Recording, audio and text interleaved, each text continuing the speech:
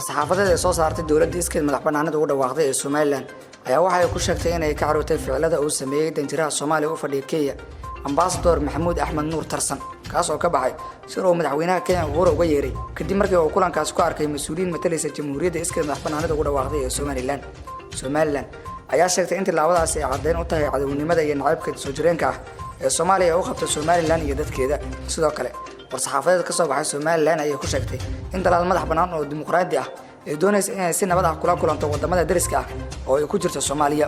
dhanka kale dowladda Soomaaliya ayaa war ka soo saartay ka bixitaanka safiirka Soomaaliya ee dalka Kenya oo ka baxay kulanka ay soo qabanqaabisay wasaaradda arrimaha dibadda ee Kenya war ka soo baxay safaaradda Soomaaliya ee Kenya ayaa lagu sheegay in dowladda Kenya ay si ula kac ah u martiqaaday qof ka socda Somaliland oo qoraal ka soo baxay safaaradda oo ku tilmaamay gobol ka tirsan Soomaaliya arinta ayuu qoraalkaasi ku sheegay in loo ladan lahaa in xurmad isku mid ah la siiyo danjiraha Soomaaliya iyo qofka lagu soo casuumay taas oo keentay in danjire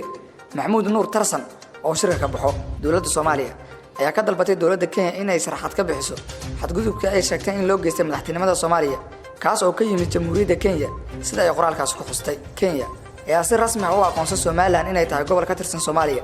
balse sanadihii dambe ayay Nairobi sare u qaaday xiriirka diblomaasiyadeed ee kala dhaxeeya Somaliland madaxweynihii hore ee Soomaaliya mudane Maxamed Cabdullaahi Farmaajo ayaa marar badan ku eedeeyay Kenya inay faragelin toos ah ku hayso arrimaha gudaha ee Soomaaliya balse Kenya ayaa in badan beenisay arrintaasi hase yeeshee dadka falanqeeya arrimaha siyaasadda ayaa waxay siyaabo kala duwan u hadleen shirkii oo shalay ka baxay Tarsan iyo qofka Somaliland lagu soo casuumay shirkaasi dadka ayaa intooda badan waxa ay leeyihiin tani waxa ay tusaale u tahay ama ay hordhac u tahay imtixaan la marsiinaya madaxweynaha cusub ee mudane Xasan Sheekh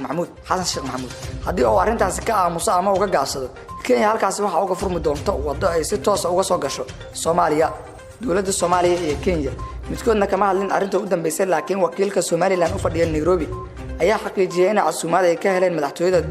Kenyatta ayaa ku jira gabagabada muddaxileedkiisa ugu dambeeyay waxaana Kenya ka socdo olole doorasho oo xoog leh doorashada la filayo inay dhawaan ka dhacdo Kenya waxa ku loolamid doona William oo ah madaxweyne ku-xigeenka Kenya iyo Raila Odinga oo ah hogaamiyaha xisbiga mucaaradka